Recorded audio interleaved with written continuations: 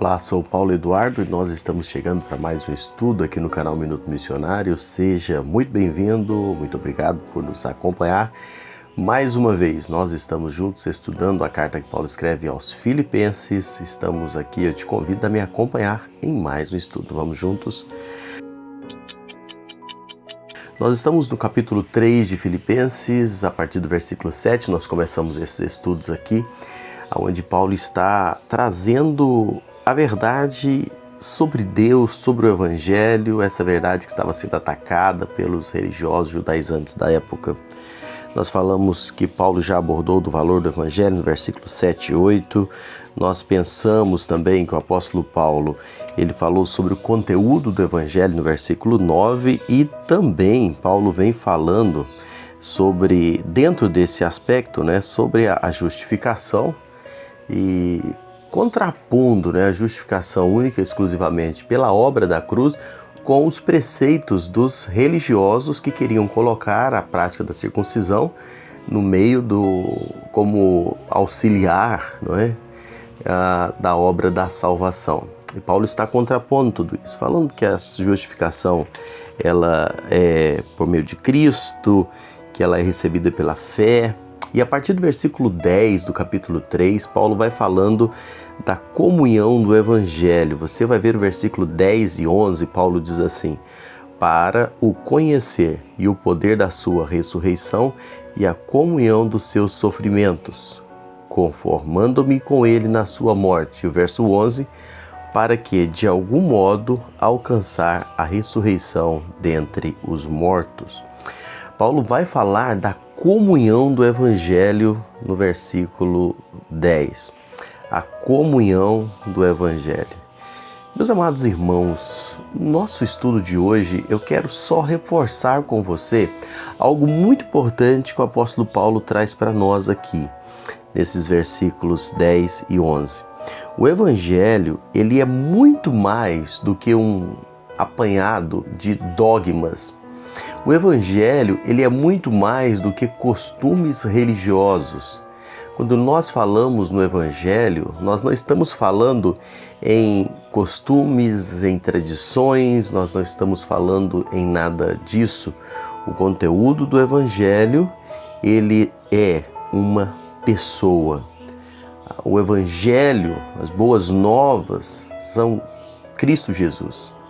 Ele é a essência do Evangelho. Ser cristão não é ter em mente apenas as doutrinas do cristianismo. Ser cristão é ter um íntimo relacionamento com Cristo. Não é viver, não é apenas ter uma experiência intelectual, mas uma experiência pessoal. O grande problema hoje do cristianismo é que o cristianismo ele tem passado, ele tem deixado de ser essa experiência pessoal e tem se tornado uma experiência muitas vezes intelectual e em alguns casos até apenas emocional. E o cristianismo é muito mais do que isso. O Evangelho é muito mais do que isso. A gente, quando fala do Evangelho de Cristo Jesus, nós não estamos falando aqui de uma religião. Nós não estamos falando de uma denominação, de um grupo religioso.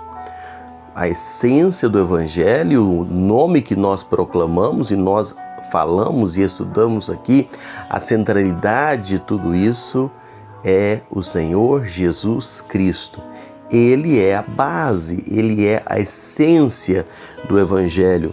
É um relacionamento íntimo com Cristo. Muita gente conhece o cristianismo, muita gente conhece a história, muitos conhecem até da Bíblia, outros conhecem das práticas religiosas do cristianismo, mas não tem relacionamento com Cristo. Não tem uma intimidade com Ele. Cristo passa a ser apenas um personagem da sua vida religiosa. E sempre que eu tenho a oportunidade de anunciar o Evangelho, as pessoas sempre dizem assim: eu gosto de Cristo, eu amo a Ele, não é?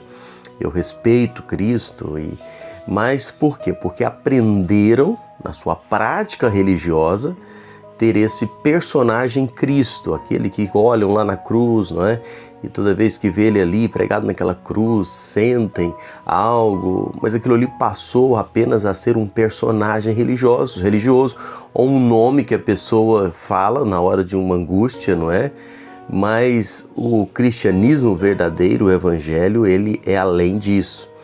Ele é uma experiência pessoal, íntima, é uma vivência, é uma caminhada, é você estar em Cristo, não é? É você ter Ele. Então, ser cristão não é apenas ter na mente as doutrinas do cristianismo. Esse conhecimento, ele não é intelectual, ele é uma experiência pessoal. E aí a gente pergunta para você, você já tem essa experiência com Cristo? Você que me acompanha, você já tem Cristo como seu Senhor, como seu Salvador?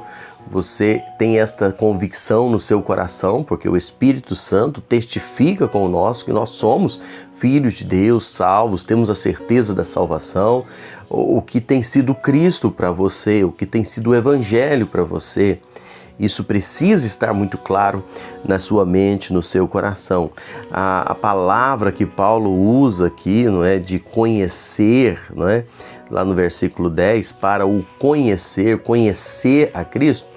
Fui dar uma olhada nessa palavra, no seu original, o verbo grego que Paulo usa aqui, traduzido por conhecer, o verbo gnosken, ele significa, é o mesmo verbo em hebraico, yudá, que é aplicado lá em Gênesis, quando Adão conheceu Eva, ou seja, teve intimidade com Eva.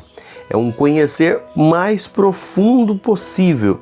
É esse tipo de conhecer a Cristo que nós precisamos ter.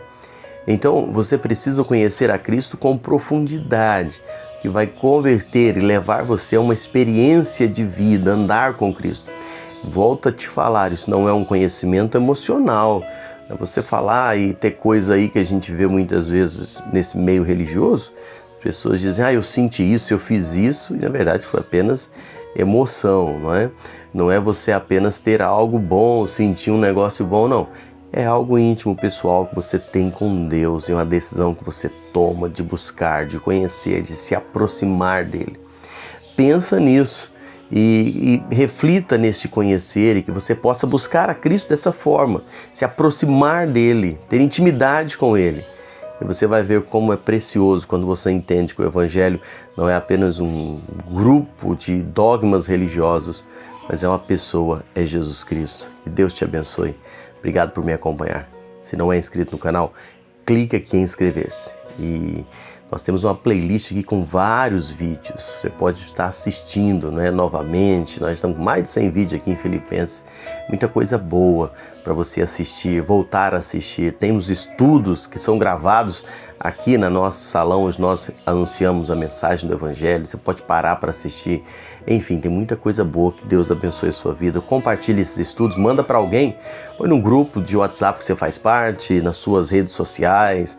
Manda para outra pessoa. Tem gente que precisa ouvir essa palavra. Você sabe quem é essa pessoa, então manda lá. Que Deus te abençoe. Obrigado por me acompanhar. Até o próximo encontro, se assim o Senhor nos permitir.